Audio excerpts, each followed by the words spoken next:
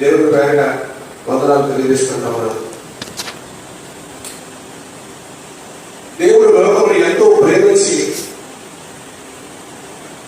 ఈ భూమి మీద ఉన్న ప్రతి మనిషిని కూడా తన పోలిక చొప్పున నడవాలని, తనలాగే తను సృష్టించినటువంటి జీవి అనగా మనందరం కూడా బ్రతకాలని ఆయన మన చుట్టూ కూడా ఆయన అగ్ని కంచె వేసి మనల్ని తన ప్రేమతో చాలా ప్రతి విషయంలో కూడా కాస్తూనే ఉన్నారు.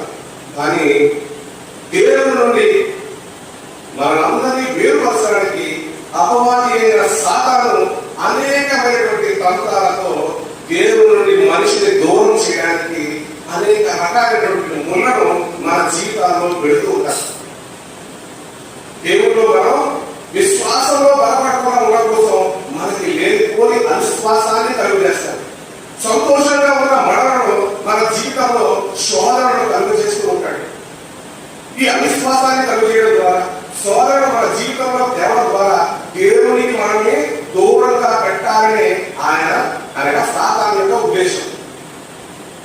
ఈ సాతాను దేవుడి నుంచి మనందరినీ దూరం చేయాలనే ప్రక్రియలో మన మీద అనేకమైనటువంటి తంత్రాలు ప్రయోగిస్తూ ఉంటారు.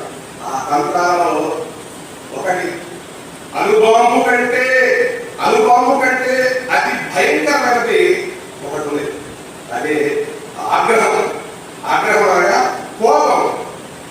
ఈ కోపం ఎలాంటిదో, ఈ కోపం మనల్ని ఏం చేస్తుందో, ఈ కోపం వచ్చేటప్పుడు మనం ఎలా తయారవుతామో, ఈ కోపం వల్ల వచ్చే ఫలితం ఎలా ఉంటుందో, ఈ కోపాన్ని జయించాలంటే మనం ఏం చేయాలో పరిశుద్ధ గ్రంథం ద్వారా కొన్ని లేఖనాలు చదువుకుంటూ మనం తెలుసుకుందాం.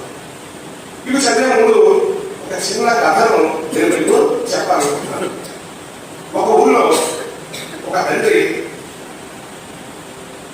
దానికి వచ్చేటువంటి జీతంతో కాస్త లోన్ పెట్టి ఒక కారు కొన్నాడు. కారుని రోజు దాన్ని శుభ్రం చేస్తూ ఉండేవాడు. అదేవిధంగా ఒకరోజు తెల్లవారున ఆయన ఆ కారుని శుభ్రం చేయాలని ప్రయత్నించడానికి ఉదయాన్నే బయలుదేరాడు. వెళ్ళేసరికి ఉన్నటువంటి 5,000 కుర్రాడు, ఆ కారు మీద ఒక రాయి తీసి ఏదో రాస్తా ఉన్నాడు.